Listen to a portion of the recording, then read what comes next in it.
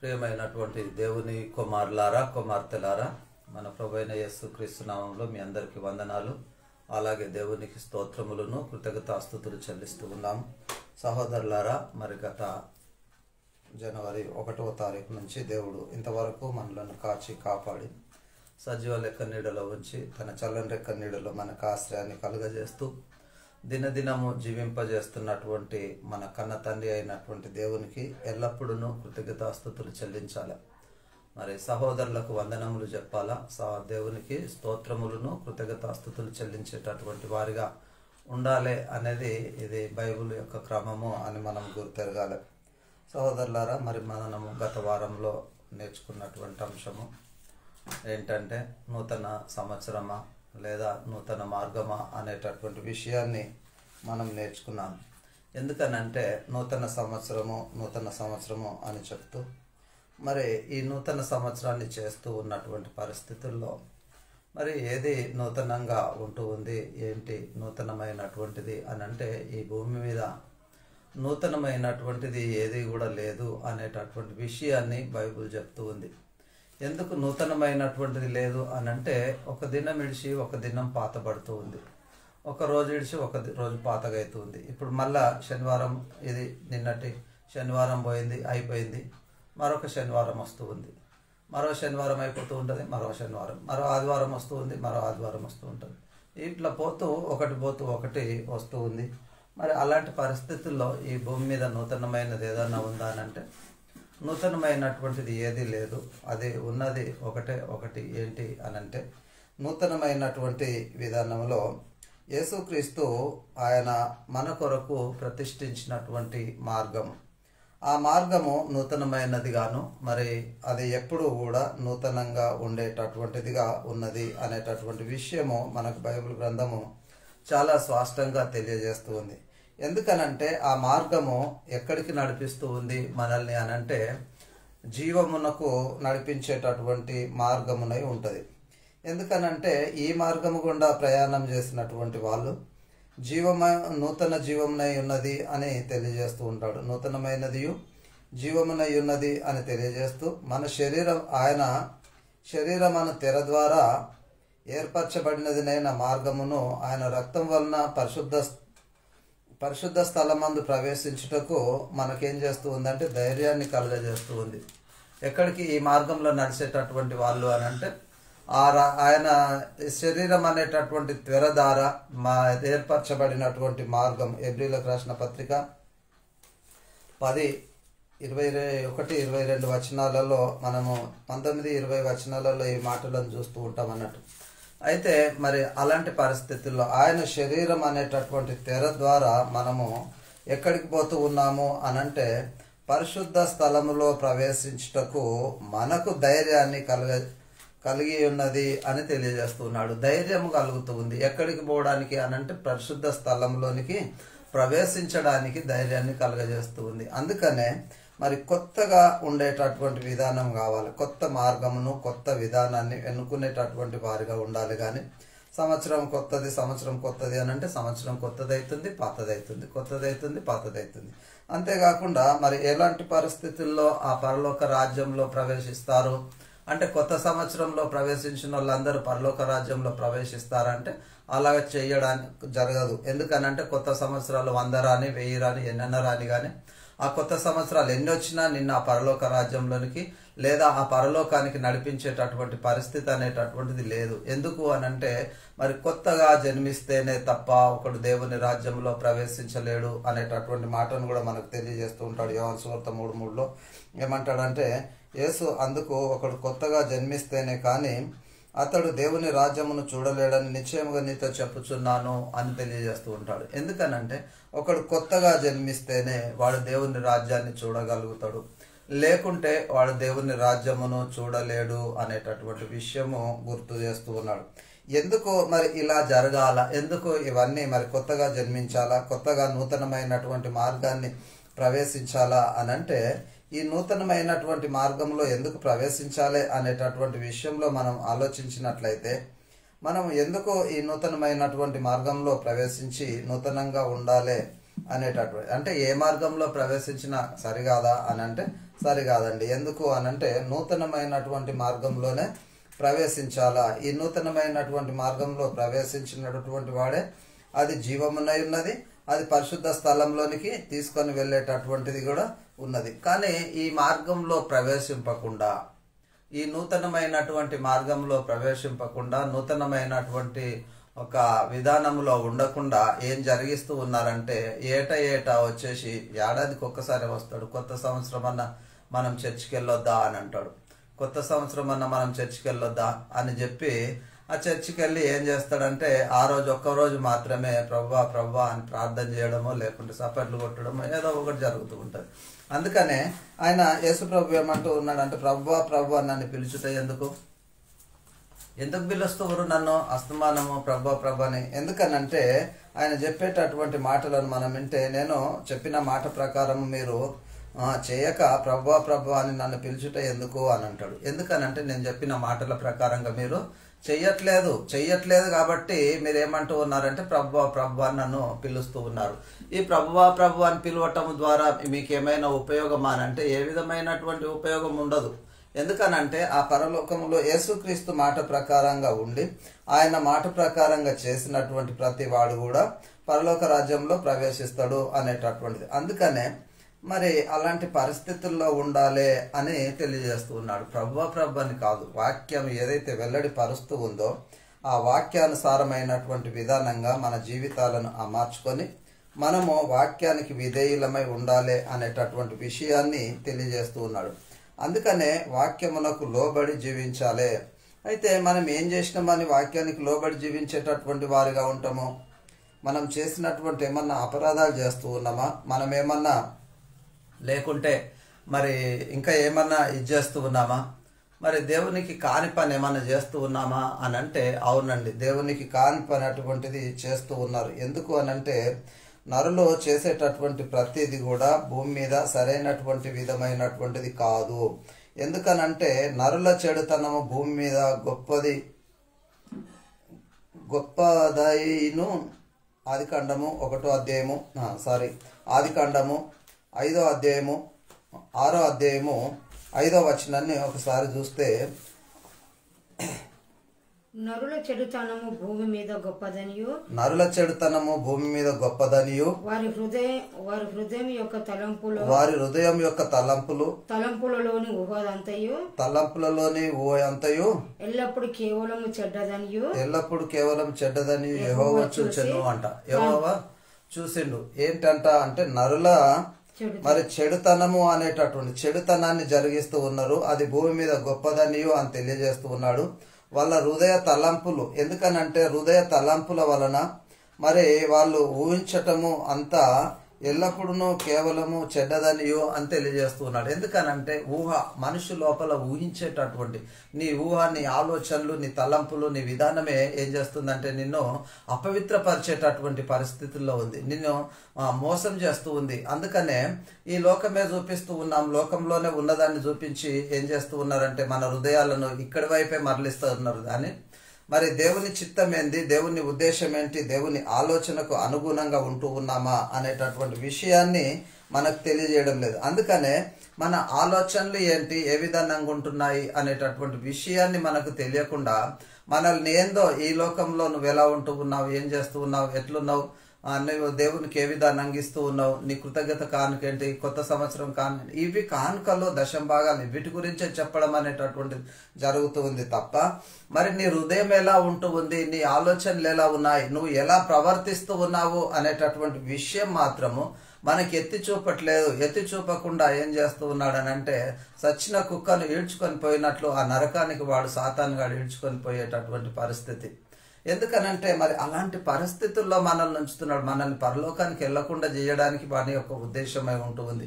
మరి అలాంటి పరిస్థితుల్లో వాని యొక్క దూతలను మనతో ప్రేరేపించి మనలను సంఘములో నడిపింపజేసేటటువంటి పరిస్థితి కూడా అలాంటి జరుగుతూ ఉంది. అందుకనే మన మరి ఉన్నటువంటి విధానం ఏ విధానంగా ఉంది అనంటే మరి చెడుతనము గొప్పదిగా ఉంటూ ఉంది అని తెలియజేస్తున్నాడు. అంటే వారి హృదయముల్లో చెడుతనమంతయు యెహోవా చూచెను, ఎల్లప్పుడూ అది మరి ఎప్పుడు కూడా నీ హృదయంలో చెడుతనం అనేటటువంటిది ఉంటూ ఉంది, ఈ చెడు విధానం. ఎందుకనంటే దేవుణ్ణి నమ్ముకున్నటువంటి వాళ్ళు, క్రీస్తులోనికి వచ్చినటువంటి వాళ్ళు ఏం చెయ్యాలి అనేటటువంటి విషయంలో ఆలోచించవలసినటువంటి అవసరము ఉంటూ ఉంది.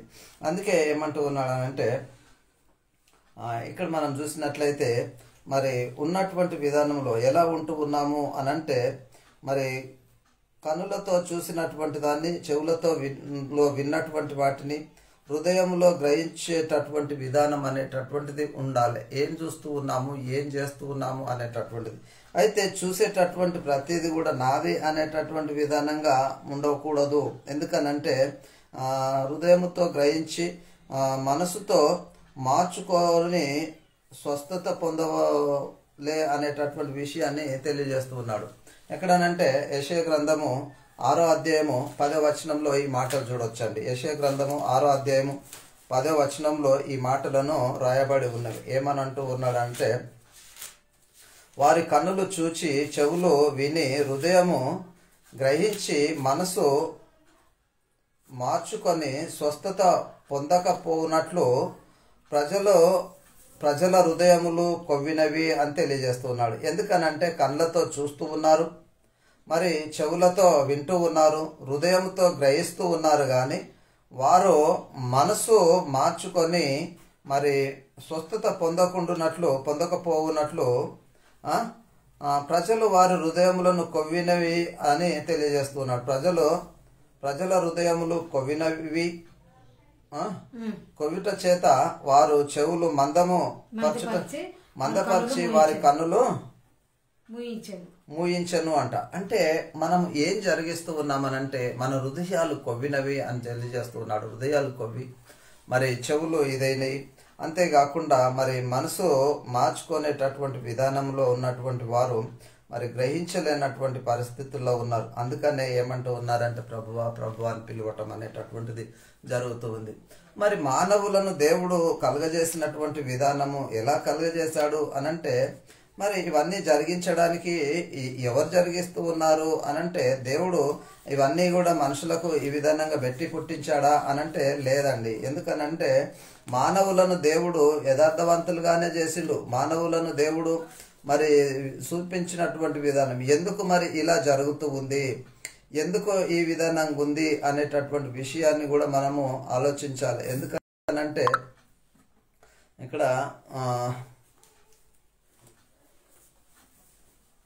మరి దేవుడు మానవులను కూడా చాలా మంచి విధానంగా తన పోలిక చొప్పున తన స్వరూపముల దేవుడు కలుగజేసినటువంటి పరిస్థితి అనేది ఉంటూ ఉంది. కానీ మానవులు ఏం చేస్తూ ఉన్నారంటే వారు కల్పించుకున్నటువంటి తంత్రాలను బట్టి, వాళ్ళు ఇచ్చేస్తున్నటువంటి విధానాన్ని బట్టి వాళ్ళు చెడిపోవడం అనేటటువంటిది జరుగుతూ ఉంది. అందుకే మరి దేవుడు వారిని సృజించిన విధానాన్ని బట్టి తెలియజేస్తూ ఉంటాడు. ఎందుకనంటే వారిని మన పోలిక చొప్పున మన స్వరూపమున నరుని చేయుదము అనేటటువంటి మాట ఆదికాండము 1వ అధ్యాయములో అక్కడ మనం 22వ అధ్యాయము 22వ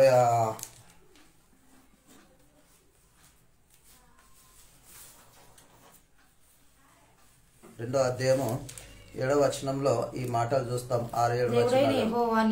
దేవుడైన యెహోవా నేల మట్టితో నరుని నిర్మించి వాని నాసికా రంధ్రములలో జీవవాయువు ఊదగా వాడు జీవాత్మ. ఎందుకనంటే నేల మట్టితో నిర్మింపబడ్డది ఏంటి అనంటే ఈ శరీరం నేల మట్టితో నిర్మింపబడ్డది. కాబట్టి ఈ శరీరం ఎక్కడికి చూపిస్తూ ఉంది అనంటే అస్తమానము ఈ భూ సంబంధమైనటువంటి వాటి మీదనే మనము లక్ష్యం ఉంచుతున్నాము. భూమి మీద ఉన్నటువంటి వాటి కొరకే వేగిర పడుతూ ఉన్నాము. కానీ మరి ఆత్మను దేవుని యొద్ద నుండి పంపినటువంటి ఆ దేవాతి దేవుడు మన కన్న తండ్రి అయినటువంటి దేవుని మాటకు ఏం చేస్తలేము అనంటే లోబడట్లేదు. లోబడకుండా మనం చేసేటటువంటిది ఏమనంటే ఈ శరీరం దీన్నే ఆకర్షిస్తూ ఉంటుంది. ఎందుకనంటే ఈ మట్టితో తయారైంది కదా శరీరము. మట్టితో తయారైనటువంటి శరీరము ఈ మట్టి గురించి ఆలోచిస్తుంది. ఈ మట్టి కొరకే అది వేగిర పడుతూ ఉంటది. కానీ ఈ మట్టిని విడిచి ఇది ఎక్కడికి వెళ్ళలేదు. ఎందుకనంటే ఈ శరీరం పరలోకం వెళ్ళేటటువంటిది కాదు గనుక. మరి ఈ శరీరం పరలోకం వెళ్ళేటటువంటిది కాదు కనుక ఇదేం చేస్తూ ఉంది అని అంటే ఈ భూ సంబంధమైనటువంటి వాటి విషయంలోనే ఈ ప్రకృతి విధానాన్నే మనకు చూపిస్తూ ఇక్కడున్నటువంటి వాటి విషయంలోనే మనల్ని భ్రమపరుస్తూ ఉంది శరీరం.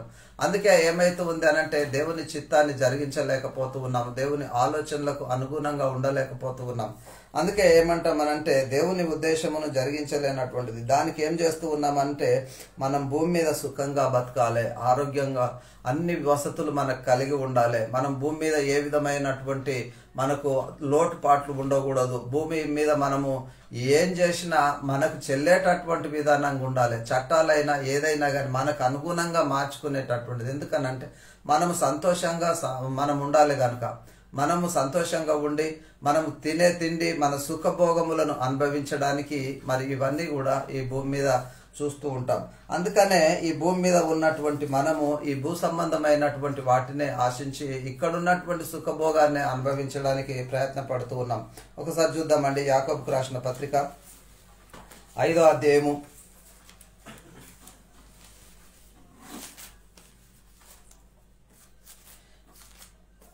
5వ వచనం. మీరు భూమి మీద సుఖముగా జీవించి భోగస్తులై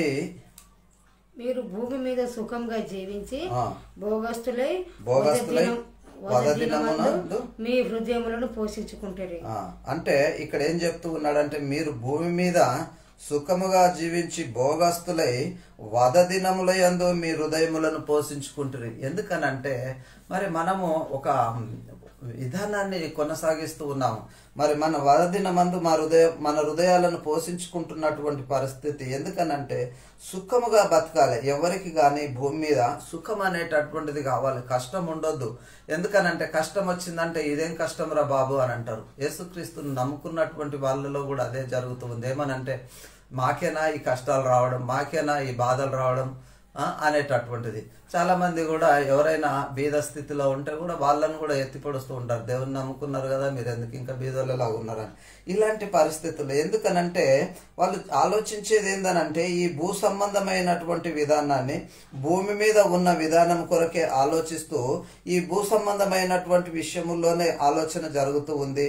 ఇక్కడ ఉన్నటువంటి సుఖానుభవాలను గురించే ఆలోచించడం జరుగుతూ ఉంది. కానీ మరి పరలోక సంబంధమైనటువంటి విషయాల గురించి మనల్ని నడిపించేటటువంటి విధానములు లేకపోవటం ద్వారా మనం ఏం చేస్తూ ఉన్నామంటే ఇవే నిజమైనటువంటి ఆశీర్వాదాలేమో, ఇవే సరైనటువంటి విధానంగా ఉండేటటువంటి ఏమో, వీటి కొరకేనేమో మేము పుట్టింది అనేటటువంటి విధానంగా మనం తయారైపోయినటువంటి పరిస్థితి జరుగుతూ ఉంది. అందుకనే ప్రియులారా మరి ఏం జరగాల, ఏం చేయాలా అనంటే మనం చేసేటటువంటిది మనము మరి విడిచిపెట్టాల. ఎందుకనంటే కొన్ని విడిచిపెట్టి మరి వీటిని విడిచిపెట్టకపోతే మనకేం జరుగుతుంది? మనము కొన్ని విషయాలను, కొన్ని లోక సంబంధమైనటువంటి వాటిని వదులుకోవాలి. వదులుకుంటేనే మనము దేవుని చిత్తాన్ని మరి జరిగించేటటువంటి వారమవుతాము. కానీ అప్పుడు దేవుని చిత్తాన్ని జరిగించకుండా ఏం చేస్తూ ఉన్నామనంటే మన ఆలోచనలనే వెంబడేసుకొని పోవటం ద్వారా మనం పొందేటటువంటి తీర్పు ఏంటో ఆ తీర్పును గురించి తెలియజేస్తున్నాడు. ఎందుకనంటే అలాంటి విధానంగా ఉండకుండా మనం మారాలి అనే ఉద్దేశాన్ని మనకు వెల్లడిపరుస్తున్నాడు. రోమీలకు రాసిన పత్రిక 1వ అధ్యాయము 24వ వచనంలో ఈ హేతువు చేత వారు తమ హృదయములను దురాశలను అనుసరించి తమ శరీరమును పరస్పర అవమానపరుచుకున్నట్లు దేవుడు వారిని అపవిత్రతకు అప్పగించును అని తెలియజేస్తూ ఉన్నాడు. ఎందుకనంటే ఈ హేతువు చేత వారి హృదయములను దురాశలను అనుసరించేటటువంటి వారు తమ శరీరములను పరస్పరమైనటువంటి అవమానపరుచుకున్నట్లు దేవుడు వారిని అపవిత్రతకు అప్పగించును. ఎందుకనంటే ఎంత చెప్పినా ఎంత ఇది చేసినా వాక్యాన్ని నమ్మట్లేదు. వాక్యాన్ని నమ్మకుండా ఏం చేస్తూ ఉన్నారంటే వాళ్ళ ఇష్టానుసారంగా ప్రవర్తిస్తూ ఉన్నారు. వారు దేవుని వాక్యానికి లోబడకుండా మా ఇష్టము, మా ఉద్దేశము, లేదా మా అయ్యగారు చెప్పిందే అనేటటువంటిది. మా అయ్యగారు చెప్పిందే వేదం, ఇంకెవరన్నా చెప్తే అది వేదం కాదు. బైబిల్ చెప్పింది వేదం అని నమ్మట్లేదు, కానీ మా అయ్యగారు చెప్పిందే వేదం అనేటటువంటి విధానంగా ఉంటూ ఉన్న సమాజం. అంటే అలాంటి పరిస్థితుల్లో వాళ్ళు బైబిల్ను పరిశీలించరు, బైబిల్లో ఉన్న వాక్యాన్ని అనుసరించరు, బైబిల్కు లోబడేటటువంటి విధానం అనేటటువంటిది ఉండకుండానే వాళ్ళు ఏం చేస్తూ ఉన్నారని అంటే మాయ గారు చెప్పినటువంటి విధానంగానే మేము ప్రవర్తిస్తాము అనేటటువంటి ఉద్దేశమును కలిగి ఉంటూ ఉన్నారు. అందుకనే అలాంటి విధానంగా ఉండకుండా, ఎందుకనంటే మనము మరి అలాంటి విధానంగా ఉన్నట్లయితే మనల్ని ఎక్కడ అప్పగిస్తాడు అనంటే అపవిత్రతకు అప్పగించును అని చెప్తూ ఉన్నాడు. ఎందుకు? మనమంట మన హృదయాల్లో ఉన్నటువంటి దురాశలను అనుసరిస్తూ ఉన్నాం. ఈ దురాశలున్నాయి, హృదయముల్లో దురాశలున్నాయి, ఎన్నో ఆశలు, ఎన్నో ఆలోచనలు, ఎన్నో కోరికలు, ఎన్నో ఉన్నటువంటివి. ఇవి ఏది కావాలనిపిస్తే అది కోరుకుంటుంది హృదయం. ఏది కావాలి, ఏది కనిపిస్తే అది, ఇది బాగా కనిపిస్తే, కళ్ళకు మంచిగా కనిపించింది అనుకో అది కావాలనిపిస్తుంది. కళ్ళకు ఏదైనా ఇదిగా ఉందని అంటే అవి మనకే కావాలి అనేటటువంటి. అందుకనే మరి ఆ హృదయము ఉన్నటువంటి పరిస్థితుల్లో హృదయంతో దురాశలను అనుసరిస్తూ ఉన్నాం. దురాశలను అనుసరించటం ద్వారా శరీరమును పరస్పరముగా అవమానపరుచుకున్నట్లు అని తెలియజేస్తున్నాడు. ఎందుకనంటే మన శరీరాన్ని మనమే అవమానపరుచుకునేటటువంటి పరిస్థితులు ఉంటూ ఉన్నది, కానీ ఎవరు కూడా ఇది జరిగించేటటువంటి కాదు. అందుకనే మనల్ని ఎక్కడికి అప్పగిస్తూ ఉన్నాడు అనంటే అపవిత్రతకు అప్పగించేటటువంటి పరిస్థితి అనేటటువంటిది ఉంటూ ఉంది. కాబట్టి సహోదరుడా, మరి ఎలాంటి పరిస్థితుల్లో మనం ఉండాలా? మన శరీరాన్ని మరి అపవిత్రతకు అప్పగించుకునేటటువంటి వారిగా ఉంటామా, లేకుంటే దేవుని వాక్యానికి విధేయులమై దేవుని చిత్తాన్ని అనుసరించి జీవించేటటువంటి వారిగా ఉండాలా అనేటటువంటి విధానము మనం నేర్చుకోవాలి. ఎందుకనంటే ఒకసారి చూద్దామండి, యాకోబుకు రాసిన పత్రిక 4వ అధ్యాయము, యాకోబుకు రాసిన పత్రిక 4వ అధ్యాయము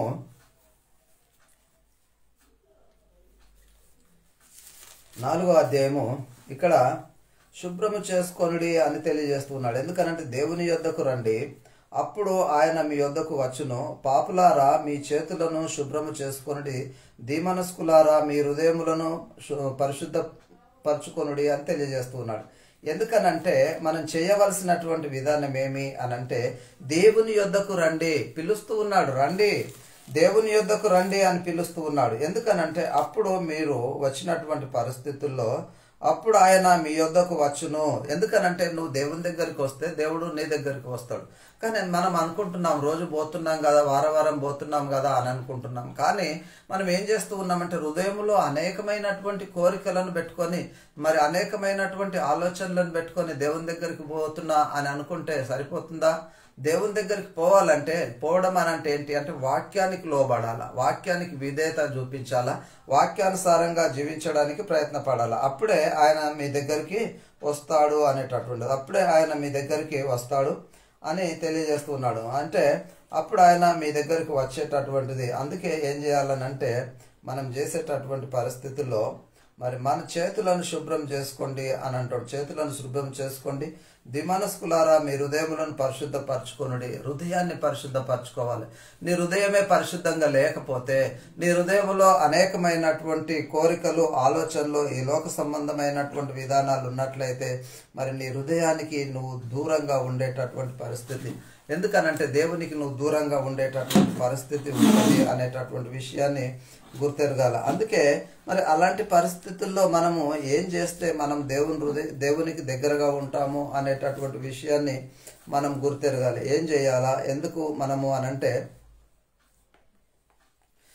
వాక్యము కాఠిన్యమును పొందినటువంటి వారు హృదయమును అనుసరించి ఉగ్రత దినమందు దేవుడు న్యాయమైనటువంటి తీర్పును బయలుపరచబడు దినము నా వరకు ఉంటూ ఉంది అనేటటువంటిది. ఒకసారి చూద్దామండి. రోమీలకు రాసిన పత్రిక 2వ అధ్యాయము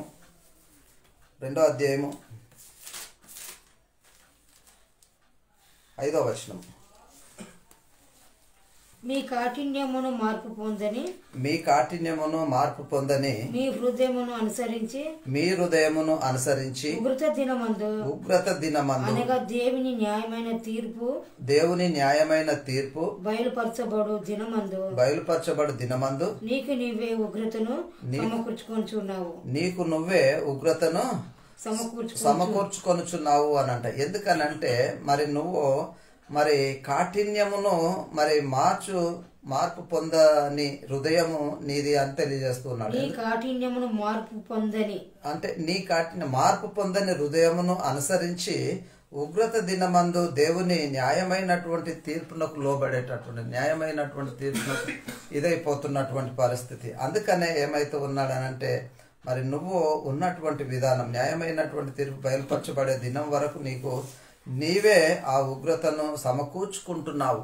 ఎవరో సమకూర్చట్లేదు, నీకు నువ్వే ఆ ఉగ్రతను సమకూర్చుకుంటున్నావు. మరి ఇవన్నీ కూడా మనం ఏమనంటే కొత్త సంవత్సరం వచ్చింది కదా, మరి ఏమన్నా మార్పు అనేటటువంటి జరుగుతూ ఉందానంటే నీ లోపల మార్పు ఏం జరగదు. మళ్ళీ యథావిధి జీవితమే, ఆ ఒక్క రోజుకు మాత్రమే కొత్త అనేటటువంటి విధానంగా ఉంటావు. కానీ మళ్ళీ ఇవన్నీ కూడా హృదయంలో ఎప్పుడు ఉండేటటువంటి, ఇవన్నీ కూడా హృదయంలో ఎప్పుడు అనుసరిస్తూనే ఉంటావు. ఇదంతా కూడా నీ హృదయంలోనే ఉంటది. కానీ నువ్వు ఏం చేయాలి కొత్త సంవత్సరం అనంటే, కొత్త సంవత్సరం చేయవలసిన విధానం ఏంటి ఒకవేళ అనంటే, నీ హృదయంలో ఉన్నటువంటి కొన్ని సంగతులను వదులుకునేటటువంటి విధానంగా ఉండాలి. నీ హృదయంలో ఉన్నటువంటి కొన్ని సంగతులను విడిచిపెట్టి దేవుని వాక్యం అంటే జీవం గల దేవుణ్ణి విడిచిపెట్టేటటువంటి వాళ్ళు విడిచిపెట్టి శరీరానికి సంబంధమైనటువంటి వాటి విషయంలోనే వేగిరపడేటటువంటి పరిస్థితి ఉంది. అందుకే ఎబ్రీలకు రాసిన పత్రిక ఒకసారి మనం చూసినట్లయితే ఎబ్రీలకు రాసిన పత్రికలో తెలియజేస్తున్నటువంటి విషయాన్ని ఒకసారి చూద్దామండి. ఎబ్రీలకు రాసిన పత్రిక 3వ అధ్యాయం 12వ వచనంలో మనం చూసినట్లయితే, సహోదరులారా జీవము గల దేవుని సహోదరులారా జీవం గల దేవుని విడిచిపోనట్టి విశ్వాసము లేని దుష్ట హృదయము మీలో ఎవడైనను ఎవని యందైనను ఒకవేళ ఉండునేమో అని జాగ్రత్తగా చూచుకొనుడి అని అంటుండు. ఎందుకనంటే జీవము గల దేవుని విడిచి విశ్వాసము లేని హృదయం. ఎందుకనంటే హృదయంలో కూడా విశ్వాసం అనేటటువంటిది ఉండదు. ఎప్పుడు కూడా మనం మన ఆలోచనలనే ఇచ్చేస్తాం. కానీ మన ఆలోచనలు దేవుని పైన వేసేటటువంటి విధానంగా ఉండదు. వేస్తే ఏమి విషయాల్లో వేస్తారంటే దేవుడు నాకు ఏమిస్తాడు, నేను దేవుని మీద ఇవి అడుగుతున్నా, దేవుని ఇల్లు అడుగుతున్నా, లేకుంటే దేవుని బంగ్లా, ఇవి కార్లు అడుగుతున్నా, వసతులు అడుగుతున్నాము. కానీ మరి ఆ పరలోక రాజ్యంలో ప్రవేశించడానికి, ఒక నూతన మార్గంలో నడవడానికి మనకి ఏం కావాలి అనేటటువంటి విషయాన్ని మాత్రము అడగట్లేదు. అందుకనే మనం ఏం చేస్తూ ఉన్నామంటే ఇక్కడున్నటువంటి వాటి కొరకే వేగిరపడేటటువంటి పరిస్థితి. అందుకనే మరి మా జీవము గల దేవుణ్ణి విడిచిపెట్టి విశ్వాసము లేని దుష్ట హృదయులు మీలో ఎవరైనాను ఎవని యందైనను ఒకవేళ ఉండునేమోనని జాగ్రత్తగా చూచుకొనుడి. ఏమంటే అలాంటి హృదయాలు ఉన్నాయి, దుష్ట హృదయాలు ఉన్నాయి. అలాంటి హృదయాలు ఉన్నాయేమో, నా హృదయమే అలా మారిపోతుందేమో, నేనే అలా మారుతూ ఉన్నానేమో, నేను నన్ను పరిశీలించుకోవాలి. నేను నన్ను పరిశీలించుకొని చూసుకున్నప్పుడే నేను సరైనటువంటి మార్గంలోనికి వచ్చేటటువంటి వాడనైతాను. కానీ ఆ విధానంగా నేను చూసుకోలేకపోతే ఏమవుతుందనంటే నా జీవితమే ఒక అంధకారం అవుతుంది. అందుకనే అప్పుడు నన్ను ఎక్కడనంటే అపవిత్రతకు అప్పగించేటటువంటి పరిస్థితి అవుతుంది. అందుకే మన హృదయాలను మనం పరిశీలించి చూసుకోవాలి. మనం నడుస్తున్నామనంటే ఎక్కడ నడుస్తూ ఉన్నావు, ఎందుకు నడుస్తూ ఉన్నావు, దేని కొరకు నువ్వు చర్చికి వస్తూ ఉన్నావు, దేని కొరకు ప్రార్థన చేస్తూ ఉన్నావు, ఇవన్నీ కూడా పరిశీలించి తెలుసుకోవాల్సినటువంటి అవసరం మనకుంది. కానీ ఏదో పోతున్నా అనంటే పోతున్నా, లేదో నేను ఏదో నడుస్తూ ఉన్నంటే నడుస్తున్నా అనేటటువంటి విధానంగా ఉంటే మాత్రము అది సరైనటువంటి విధానంగా కాదు అనేటటువంటి విషయాన్ని మనం గుర్తెరగాలి. అందుకనే ఏమంటూ ఉన్నాడనంటే మనమంట మరి మార్గాన్ని విడిచి మరి ఎక్కడికి పోతూ ఉన్నామంటే బెరియాబు కుమారుడైన బిలాము పోయినటువంటి మార్గంలో పోతున్నామని అంటాడు. ఒకసారి చూద్దామండి. యాకోబుకు రాసిన పత్రిక 2వ పేతురుకు రాసిన 2వ పత్రిక 2వ అధ్యాయము 15వ వచనంలో ఈ మాటలు మనం చూడొచ్చండి. తిన్నని మార్గమును విడిచి బెయారు కుమారుడైన బిలాము పోయిన మార్గమును బట్టి త్రోవ తప్పిరి. అంటే ఎక్కడికి పోతున్నామంటే ఈ మార్గాన్ని విడిచిపెట్టి తిన్నని మార్గమును, ఈ నూతన మార్గమును విడిచిపెట్టి బెయారు కుమారుడైన బిలాము పోవు మార్గమున త్రోవ తప్పిపోయిరి అని అంటాడు. ఎందుకనంటే త్రోవ తప్పిపోతూ ఉన్నారు. అంటే ఆయన యేసుప్రభు మనకు స్థిరపరిచినటువంటి ఒక నూతనమైనటువంటి మార్గం ఉంది కదా, ఈ నూతనమైనటువంటి మార్గాన్ని అనుసరించకుండా ఏం చేస్తూ ఉన్నారంటే ఈ తొవ తప్పుతూ ఉన్నారు. ఈ తొవ తప్పటం ద్వారా ఏమైతుందంటే ఆ నిత్య జీవానికి వారసులుగా ఉండలేకపోతూ ఉన్నారు. ఎందుకనంటే ఇప్పుడు అనుకుంటూ ఉన్నాం నేను జీవంలోనే నడుస్తూ ఉన్నా, నేను వాక్యానికే విధేయమైనా, కానీ ఒకవేళ ఈ లోకాన్ని విడిచిపెట్టిన మరుక్షణమే నువ్వు వెళ్ళిపోయేటటువంటిది ఎక్కడో దిక్కుంటది. లేదా ఈ ధనవంతుడు పోయిన దగ్గర, లేకుంటే దరిద్రుడైన లాజరు పోయిన దగ్గర నువ్వు ఎక్కడ పోతావు? నువ్వు పోతే ఒకవేళ నరకానికి పోయినట్లయితే చాలా భీకరమైనటువంటి పరిస్థితి ఉంటుంది అక్కడ. అందుకనే మనం మార్చుకోవాల్సినటువంటి అవసరం ఉంది. ఎందుకనంటే బిలాము పోయినటువంటి మార్గంలో మనం పోకుండా ఉండాలి, ఇంకా మరి అలాంటి విధానంగా ఉండడానికి మనం ఇష్టపడాలి అనేటటువంటి విషయాన్ని తెలియజేస్తుంది. ఎందుకనంటే బిలాము దుర్నీతిని కలుగు బహుమానమును ప్రేమించెను అని తెలియజేస్తూ ఉన్నాడు. దుర్నీతి వలన కలుగు బహుమానమును ప్రేమించిండు బిలాము. ఎందుకనంటే ఈ లోకములో చాలా మంది బహుమానాల కొరకు, లేదనంటే ఏదో గొప్ప కొరకు, ఏదో నేను ఇట్లా ఉన్నాను, లేదా నా సంఘం ఇట్లా ఉంది, మేము అట్లా ఉన్నాము, ఏదో ఈ డిసెంబర్ వస్తేనే చాలు. డిసెంబర్ వస్తే ఇక చూసుకోండి, రాజకీయ నాయకులు వెంబడి తిరుగుతూ ఉంటారు, ఇక్కడ తిరుగుతూ ఉంటారు, అక్కడ తిరుగుతూ ఉంటారు. ఆ వాక్యం రానని తీసుకొచ్చి అక్కడ చీఫ్ గెస్ట్ గా పెట్టుకొని వాక్యాన్ని చెప్పించుకునేటటువంటి పరిస్థితి. తప్పుల తడకలు, వీళ్ళు తప్పులే అనంటే వీళ్ళు పిలుచుకునేటటువంటి వాడు కూడా తప్పుల తడకనే. అలాంటి వాళ్ళనే ఎక్కువగా ప్రేమిస్తూ ఉన్నారు. వాళ్ళేదో మా గొప్పతనం చూపించుకోవాలని, వాళ్ళేదో మేమే పెద్ద ఇది అని. ఎందుకనంటే ప్రజల చేత బహుమానం పొందాలనేటటువంటి ఆలోచన కలిగినటువంటి వాళ్ళు వీళ్ళంతా.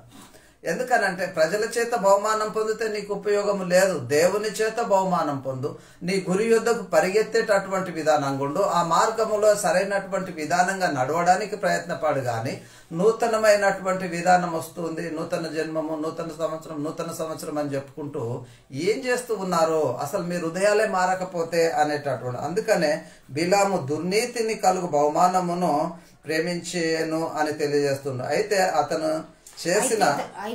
చేసిన అతిక్రమము నిమిత్తము అతడు గద్దింపబడెను. ఎట్లనగా నోరు లేని గర్దభాము మానవ స్వరంతో మాట్లాడి ఆ ప్రవక్త యొక్క వెర్రితనమును అడ్డగించినటువంటి పరిస్థితి. ఎందుకనంటే మరి ఈయన వెంబడిస్తూ ఉన్నాడు, దుర్నీతి వలన కలిగేటటువంటి విధానాన్ని ప్రేమించిండు. అందుకనే అతిక్రమము నిమిత్తము అతడు ఏం చేసిండు అనంటే, అతని అతిక్రమములు ఎవరి చేత హెచ్చరింపబడ్డాయనంటే గర్దభాము అంటే గాడిద చేత హెచ్చరింపబడేటటువంటి పరిస్థితి జరిగింది. కానీ నిన్ను దేవుడు ఎవరితోనో ఒకరితో నిన్ను హెచ్చరిస్తూ ఉన్నాడు. ఎవరో ఒకరు నీకు చెప్తూ ఉన్నారు, కానీ నీ చెవులతో విని దాన్ని మార్చుకుంటే మాత్రము నీ జీవితం చక్కబెట్టుకునేటటువంటి పరిస్థితి ఉంటుంది. ఒకవేళ నాకెందుకులే, నేను ఇలాగే ప్రయత్నిస్తా, నేను ఇలాగే తిరుగుతా అనేటటువంటి విధానంగా గిట నువ్వు అనుకున్నట్లయితే నువ్వు ఆ నరకానికి వెళ్ళిపోయేటటువంటి పరిస్థితి అనేది ఉంటుంది. సహోదరుడా, నిజంగా నువ్వు ఎక్కడికి వెళ్తావు?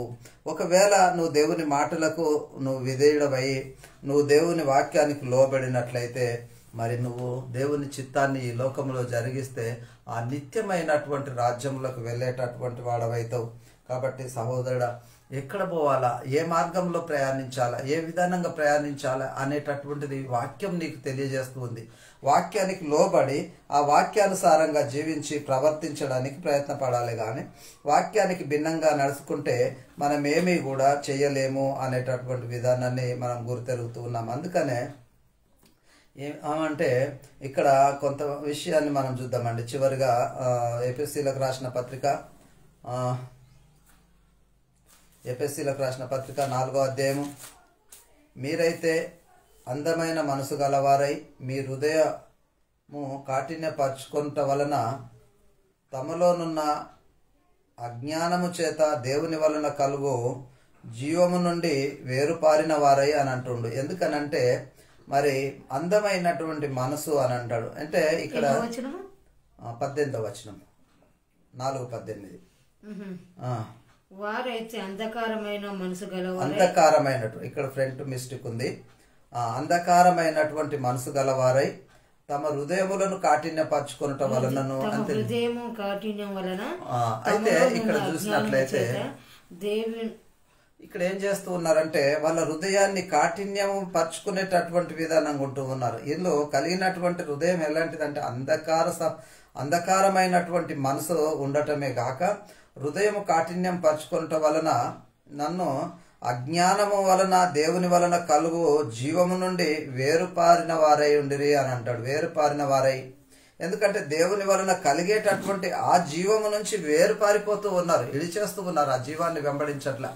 మనం ముందు చూసుకున్నాం కదా, ఇక్కడ హెబ్రీయులకు రాసిన పత్రికలో ఆయన ఏర్పరిచినటువంటి మార్గము, ప్రతిష్ఠించినటువంటి మార్గము అది నూతనమైనది, జీవమునై ఉన్నది అని.